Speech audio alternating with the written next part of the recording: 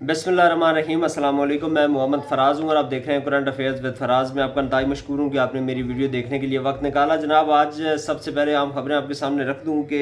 Islamabad high court के 6 जजेज़ ने काले ख़त लिखा सुप्रीम जुडिशल काउंसिल को कि किस तरह एजेंसियाँ और जो एग्जेक्टिव है हमारे इख्तियारात में जो है वो आकर मुदाखलत करते हैं और हमें जो है काम नहीं करने देते। इस हवाले से बड़ी अहम तरीन तफसीलात हैं वो आपके सामने रखनी है। जनाब, इसी ख़त को लेकर आज फुल कोर्ट इजलास अभी सुप्रीम कोर्ट ऑफ पाकिस्तान में चल रहा है। क्या फ़ैसले मुतवक्के हैं और इस इजलास से पहले किन किन हज़रात की मुलाकात हुई चीफ जस्टिस पाकिस्तान से और उस मुलाकात में क्या मुतालबा उनके सामने रखा गया और क्या एक्सपेक्टेड रिजल्ट निकल सकते हैं, इस हवाले से भी कुछ तफसीलात आपके सामने रखनी है। अमरीका ने जनाब खबरदार किया है कि ईरान के साथ आपने किसी किस्म की जो है ईरान गैस पाइपलाइन जो है उसके ऊपर मज़ीद आपने फर्दर कोई काम नहीं करना, और अगर करेंगे तो फिर आपको नुकसान इसका हो सकता है। हम एक आज़ाद मुल्क हैं और किस हद तक आज़ाद हैं, इस बयान के बाद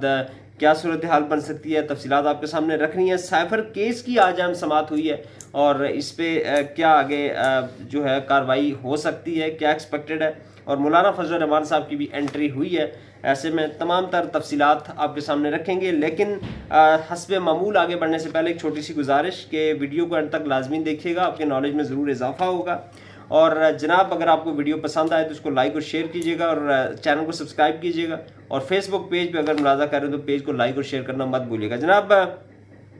आपको जुमला याद होगा इमरान खान का कि अदालतें खुद कैद हैं तो मुझे रिहाई कैसे देंगी, और इसका अमली मुजाहरा कल सामने आया जब 6 मुअज़्ज़ज़ तरीन जजेज़ ने, जिनका ताल्लुक इस्लामाबाद हाई कोर्ट से है, उन्होंने एक ख़त लिखा सुप्रीम जुडिशल काउंसिल को और उसमें उन्होंने बताया कि उनके साथ किस तरह का रवैया रवा रखा जा रहा है एग्जेक्टिव की जानिब से और पाकिस्तान की एजेंसीज की जानिब से, और जो प्रेशराइज किया जा रहा है कि केसेस के ऊपर असरअंदाज होने के लिए उनको प्रेशराइज किया जा रहा है। इमरान खान को किस तरह विक्टिमाइज करना है, उसके खिलाफ कैसे फैसले देने, इस हवाले से प्रेशराइज उनको किया जा रहा है और उसका खुलकर उन्होंने इजहार किया। उन्होंने तफसीलात बताई सुप्रीम जुडिशल काउंसिल को कि किस तरह उनके बेडरूम्स में कैमरे लगाए गए, किस तरह उनके बेनोई को एक जज साहब के उनको उठाया गया, उनको करंट लगाया गया और उनसे मर्जी के फैसले लेने की कोशिश की गई। तो इस तरह की चीज़ें जो है वो सामने आ रही है। आल दो ये बहुत पहले से ये सारी चीज़ें जस्टिस शौकत सिद्दीकी साहब, जिनका हालिया अभी केस का फैसला हुआ सुप्रीम कोर्ट ऑफ पाकिस्तान से, उन्होंने भी इससे मिलते जुलते इल्ज़ामात लगाए थे 2018 में और फिर उन्हें ओहदे से बरतरफ कर दिया गया था। जनाब, अब इस सारे मामले के बाद अब हो क्या रहा है, सुप्रीम कोर्ट ऑफ पाकिस्तान में इस वक्त सुप्रीम जुडिशल काउंसिल का एक इजलास फुल कोर्ट इजलास चल रहा है और फुल कोर्ट इजलास के अंदर बड़े अहम फैसले मुतवक्के हैं। लेकिन जनाब वाला याद रखिएगा कि इस फुल कोर्ट इजलास से पहले मुलाकात हुई है चीफ जस्टिस पाकिस्तान जस्टिस काजी फायज ईसा साहब की अटार्नी जनरल ऑफ पाकिस्तान से और वजीर कानून आजम नज़ीर तारड़ साहब से उनकी मुलाकात हुई है। अब अटार्नी जनरल से मुलाकात का तो फिर भी हम कह सकते हैं कि चलें, वो एक उनको अदालत को मावनत उन्होंने अदालत की करनी होती है तो चलें, कुछ हद तक समझ आती है। वजीर कानून जो इनका ताल्लुक एक जमात से है और अगर इल्ज़ामात सच साबित होते हैं तो इसका अल्टीमेटली जो बेनिफिशरी साबित होगा वो भी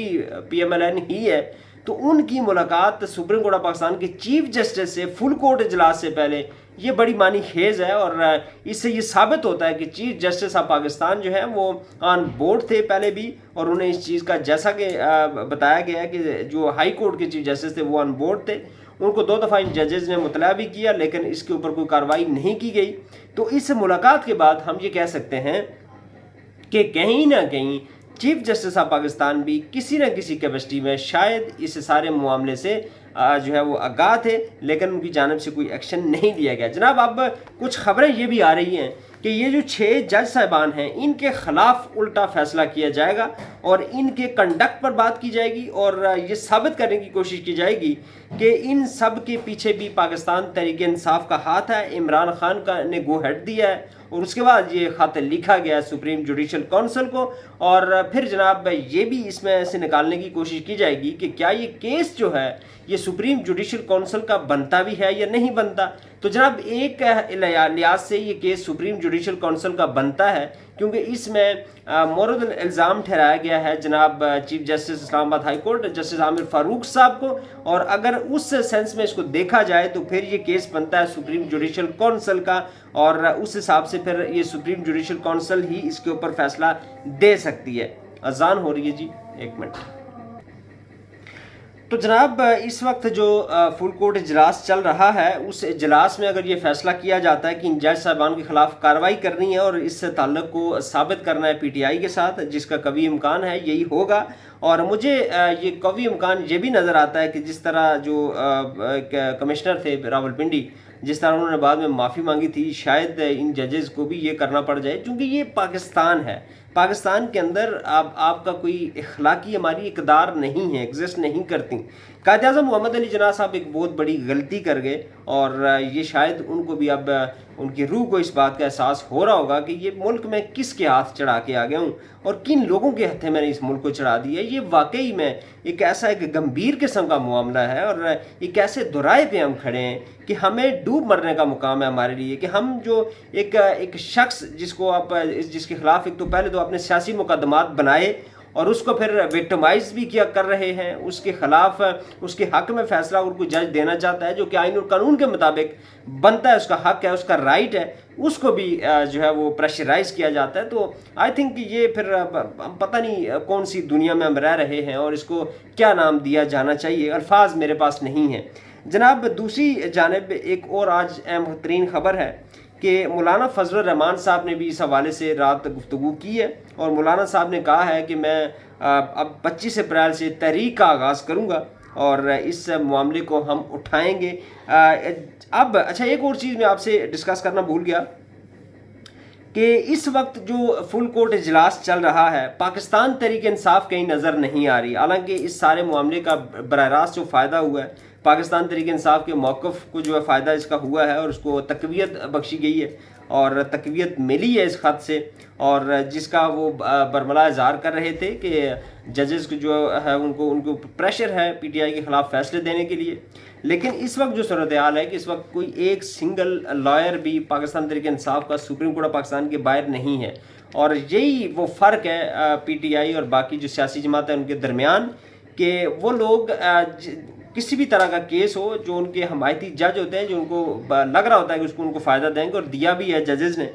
तो उनके ख़िलाफ़ अगर कोई बात होती है तो वो खुलकर उसके साथ खड़े होते हैं और उनके साथ इज़हार यकजहती करते हैं। लेकिन पीटीआई के अंदर ये मामला नहीं है, और यही वो चीज़ है जो इनको कमज़ोर करती है। और मुझे नहीं लगता वैसे कि इस सारे चीज़ से कुछ निकलेगा, इस सारे ख़त से कुछ निकलेगा। उल्टा जजेस को जो है इनसे पाक कर दिया जाएगा। कुछ ऐसे जजेस जो आईन और कानून के साथ चलने का इरादा रखते थे उनसे इस्लामाबाद हाई कोर्ट को पाक किया जाएगा, मुझे ऐसा लग रहा है, और उसके बाद फिर फैसले अपनी मर्ज़ी से ही करवाए जाएंगे, क्योंकि ये सरजमीन बेआइन है जहाँ पे कोई आइन की, कोई कवानीन की, किसी अखलाकियात की कोई वक़्त नहीं है। सो मुस्तकबिल इतना बहुत ज़्यादा कोई रोशन हमारा वैसे भी नहीं है, तो इस ख़त का भी मुझे कोई ख़ास मुस्तकबिल नज़र नहीं आ रहा। जनाब मौलाना फजल रहमान साहब ने कहा है कि 25 अप्रैल से हम भरपूर तहरीक का आगाज़ कर रहे हैं और इसको हम चारों सूबों में लेकर जाएंगे। फ़िलहाल